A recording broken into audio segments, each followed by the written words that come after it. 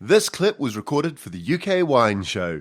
For more information about the UK Wine Show, you can go to ukwineshow.co.uk. Hi, my name's Chris Scott and I'm here with Andrea Sartori. How are you? Very well, very well. Did I say it right? I think there's a couple of a roll of your ass. You're doing okay. Andrea Sartori. Yeah, you're doing okay. Okay, cool. And you're an Italian producer in Valpolicella? Yes, we are a very old company. I represent the fourth generations of the Sartori family. And by the way, this year we're turning 120 years. Yes, I saw that on your website. So that's pretty good going. Yeah, I think we've been quite lucky and we have been working hard to this point, and we're very proud. Excellent, excellent. What we're going to do today is talk a wee bit about the family, the company, and we're going to touch on some of the more normal wines, you know, not Valpolicella or Soave or any of that sort of stuff, but some of the sort of more commercial wines that you might be selling.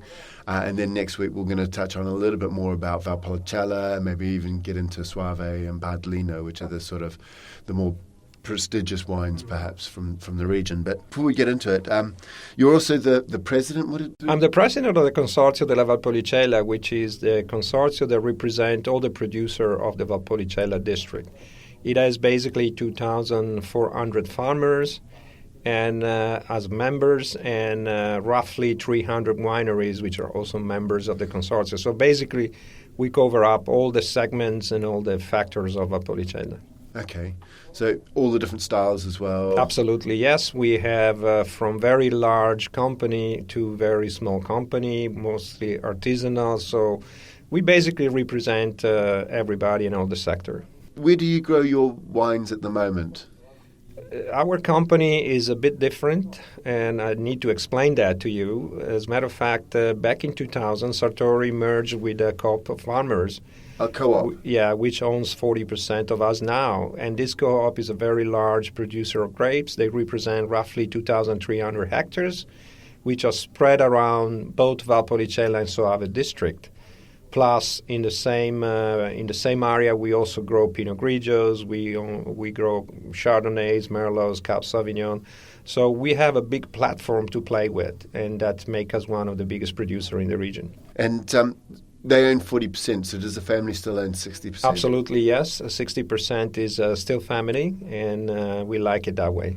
Does that mean that you own part of the co-op as well? I suppose you will be naturally... Actually, it's not really correct to say merge. Basically, they just came into the capital. We are not... it's impossible to own a share of a co-ops. So what happened, we wanted to have a very, very strong connections with them. And we thought in a strategic way that to have production on our side would be paramount for us in the future. So we let them come into our company by a minority share, but an important share because it's a big thing that has worked out very well for us. Okay, and normally, I'm not sure about this case, but often co-ops, because of the nature of the beast, where they sort of almost have to buy grapes from the people who are members of it, and often you're paying per ton, and sometimes the people are focused on volume as opposed to quality.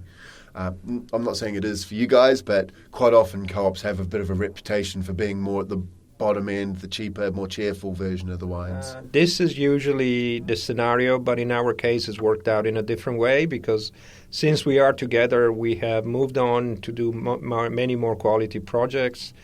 We target different markets, and with that big platform, we are really able to cover pretty much all segments. And both of us has grown enormously in terms of wine culture, quality, and versatility, and so forth. So it has been really a win-win situation for all of us. I must say also that we were the first private company and family that had worked out a project to have a co-op into the company. And when we did it back in 2000s, everybody looked at us like we were a little bit crazy. Yeah. But finally, it's worked out very well for all of us.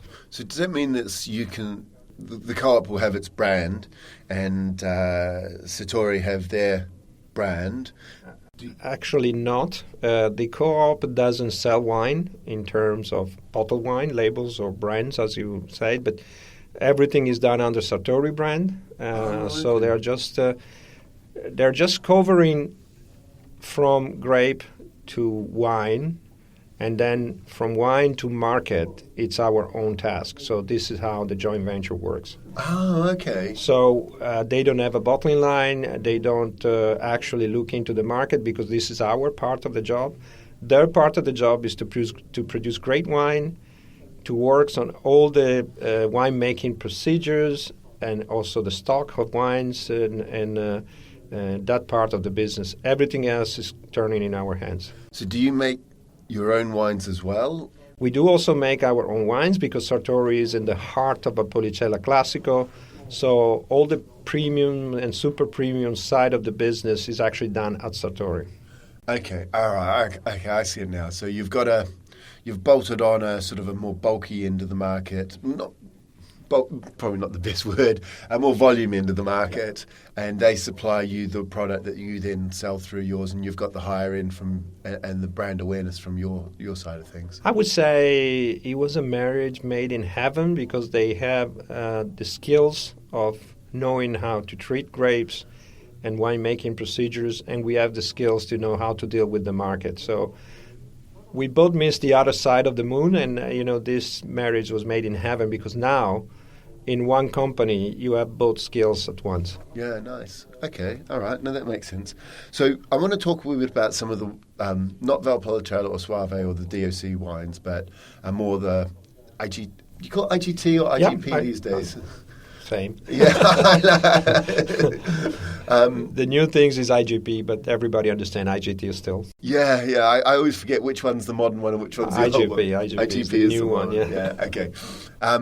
So Veneto is, there's a big plain.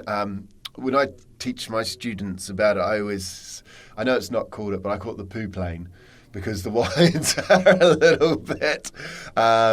I use the word shit, but I would probably say they're not the high end of the market often. Veneto is today's days the largest producer in the country. I think we exceeded this year 12 million hectoliters, which makes basically 1/4 of Italian production. Yeah. And is home of some of the most successful brand or appellations in the market, such as Prosecco, Pinot Grigio, and more widely some of the international varietal that we also produce in Veneto, like Chardonnay, Sauvignon, Merlot, Cabernet Sauvignon. But definitely the leading volumes comes from Pinot Grigio and Prosecco, which are kind of equal. Oh, really? Yeah, pretty much so. And is that... I would have thought Pinot Grigio was probably quite high in volume and Prosecco snuck up on it. Is that the way? I think we're pretty much head-to-head right now. Veneto, it's a lucky region, I would say, because it's home of whatever works in the market right now. Yeah. It's undeniable that Pinot Grigio and Prosecco became international brands, and you see them in every market right now. Of course, the biggest market is UK, US, Canada, and Germany. But I'm now seeing Pinot Grigios and Prosecco pretty much everywhere I travel. So, and then let's not forget Verona side of it, which is Valpolicella, Soave, and Lake Garda wines like Bardolino and Lugana, which are also very successful in the market. So, knocking on wood, Veneto is performing very well right now. Okay, and when I think of Veneto IGP, I'm thinking international varieties usually, your Merlots, your Chardonnays. If it's a Merlot or a Chardonnay, it's either coming from Veneto or it's coming from Sicily almost.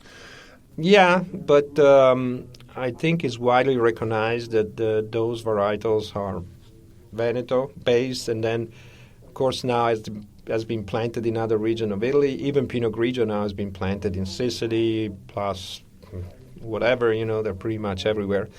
But I think still now, I would say probably 80-85% of Pinot Grigio is coming still from Veneto. So Veneto is still a big player on those varietals.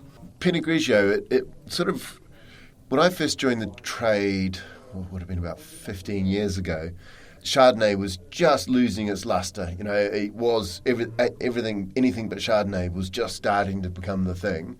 Which was a bit of a shame. So Chardonnay went down the toilet, so to speak, and then it's coming back now. But people were trying to pick what was going to be the next big Chardonnay, and I actually thought it was going to be Viognier because I think Viognier is a lovely grape variety. But all of a sudden, Pinot Grigio just went boom and really started dominating the market. And I never quite understood why. Why do you think Pinot Grigio became such a wonderful? I think it's the simplicity of the wine. It's like it's a wine I call is a no-brainer because it's super quaffable, super aperitif, simple, not complicated, pleasant anyway, young, fresh, fruitful, and it has a decent pricing, which meets pretty much all consumers. And even the name, I think, it has some appeal. I can stand at bars when I travel and seeing people asking, "Give me a Pinot," So I think the old picture is there, and thanks God, Veneto was the leading producer, and I think that helped us enormously to jump up on the biggest exporting region in the country right now. Yeah. Was it about 15 years ago that it sort of came through, or was it started? It depends. You have to look market by market, but I think roughly about 20 years ago. I think the first market that clicked on Pinot Grigio is probably U.S.